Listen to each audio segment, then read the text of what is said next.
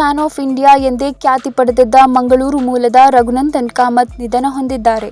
1957ರಲ್ಲಿ ಮಂಗಳೂರು ತಾಲೂಕಿನ ಮುಲ್ಕಿ ಪಟ್ಟಣದಲ್ಲಿ ಮಾವು ವ್ಯಾಪಾರಿಯ ಮನೆಯಲ್ಲಿ ಹುಟ್ಟಿದ ರಘುನಂದನ್ ಕಾಮತ್ ಮುಂದೆ ಭಾರತದ ನ್ಯಾಚುರಲ್ ಐಸ್ ಕ್ರೀಂ ಕಂಪನಿಯ ಮಾಲೀಕರಾದರು. ತಾವು ಚಿಕ್ಕವರಿದ್ದಾಗ ತಂದೆಯ ಮಾವಿನ ವ್ಯಾಪಾರದಲ್ಲಿ ಕೈ ಜೋಡಿಸುತ್ತಿದ್ದ ರಘುನಂದನ್ ಅವರಿಗೆ ಹಣ್ಣುಗಳ ಬಗ್ಗೆ ಆಸಕ್ತಿ ಹೆಚ್ಚಾಗುವಂತೆ ಮಾಡಿತ್ತು. ತಮ್ಮ 14ನೇ ವಯಸ್ಸಿನಲ್ಲಿಯೇ ಮುಂಬೈಗೆ ತೆರಳಿದ ರಘುನಂದನ್ ಸಹೋದರನ ರೆಸ್ಟೋರೆಂಟ್ನಲ್ಲಿ ಕೆಲಸ ಆರಂಭಿಸಿದರು.